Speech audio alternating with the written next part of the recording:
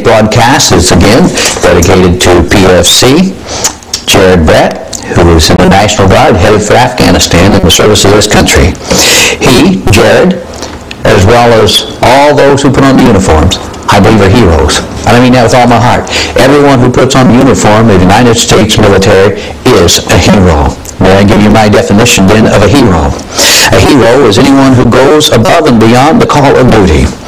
And anyone who puts on a uniform has to know that potentially they could be called to lay down their life. And it says, and the Scripture says this, and I know it is true, it says there's no greater love than for a man to lay down his life for his friend. And these individuals who have placed their lives out there on the line saying, look, I'm willing to put my life in danger for the good of our country and putting my life on the line for the sake of others. They just told the story of in World War I about two fellows who was in the trenches. This is a time of trench warfare, and if you remember what that was, that they would fight from trench to trench. The troops would get up and they would race across the area trying to fight to get into the other trench, and the warfare was pretty much a stalemate going back and forth, and multitudes of people were being slaughtered in the midst of the trench warfare. Well, two friends, and the two individuals became the dearest of friends. One of them's name was Jim, and the other name was Bill.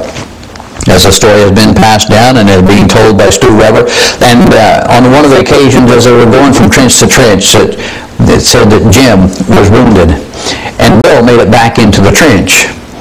But he knew that his friend Jim was out there, and so even in the midst of all the concussions and the bombs and the explosions and the firing that was ongoing, he sought permission from his commanding officer that he might be able to go and get to his friend and bring his friend back. Of course, the commanding officer refused to give him his consent for him to do it. Well, Bill didn't pay any attention to what they said, and as soon as the commanding officer wasn't looking, he went over out into the field and went out there and endangered his life to go to his friend. He managed to find his friend, and he eventually was able to pull him all the way back to the trench. But by the time he got him back to the trench, it was too late. His friend had already passed on. Well, the commanding officer, somewhat cynically and self-righteously, said, well, was it worth the risk? And Bill's response was this, without hesitation. He said, yes, sir. My friend's last words made it more than worth it. He looked up at me and he said, I knew you'd come. I knew you'd come. No greater love.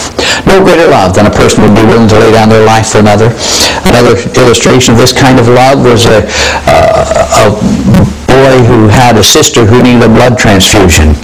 And they were looking for somebody with that blood type, and he happened to have the blood type. And they came to him and asked if he would be willing to let them take his blood in order for his sister to get this life-giving transfusion to keep her going. And he willingly agreed, and as they were taking the blood from his body, he asked him if she was going to be okay after he had died. He really believed in his heart by giving his blood that it was going to be his death in order for his sister to live. That is a sacrifice. And everybody who puts on the uniform to serve in our country, they potentially are laying their lives on the line. When they take that oath of office, they're saying, here I am, I'm willing to go wherever you want me to go, do whatever you want me to do, and serve however you want me to serve. Here I am, send me. That doesn't mean that everybody who puts that on is going to die. But what they're doing, they're surrendering all their rights. You say, I no longer have a right to where I am and where I go and what I do. My rights now belong to you. You tell me what you want me to do. I take that servant's attitude and I become the servant of the United States of America under the commander-in-chief to take orders to serve for the good of America, knowing full well that they could potentially be putting their life on the line. They could potentially be dying. Now, the overwhelming majority of them, thank God, have not had to put their lives on the line. The overwhelming majority have not had to face the firefight, and we thank God for that.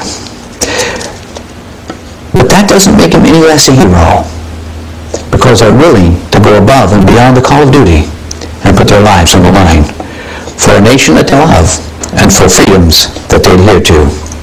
Now, I know that many people who are in the armed services don't see themselves as a hero.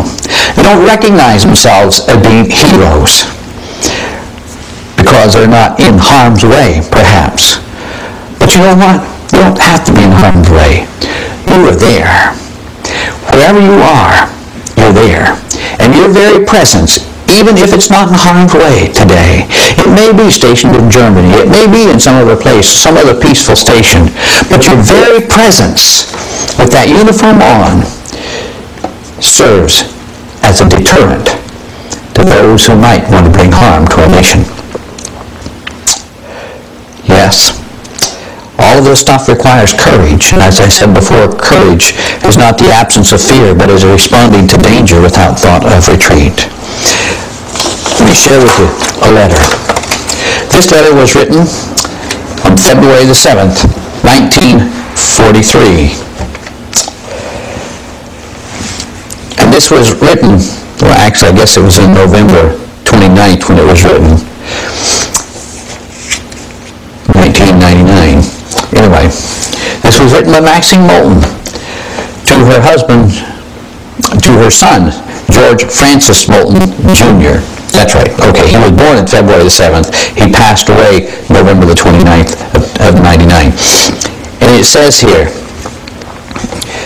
with your daddy away in World War II, I don't know what I'd have done without you. At a time when your life wasn't much fun, you were my ray of golden sun. All too quickly, my little joy grew from a baby to a little boy. As years flew by, came a moment of truth. I looked at my little boy and saw a youth. And through it all, in sunshine and cloud, you always made me so very proud. You went in the army, down my cheeks the tears ran. You, my son, had changed into a man. Now when I see you, my firstborn son, I'm really proud of a job well done. You left me November 29, 1999.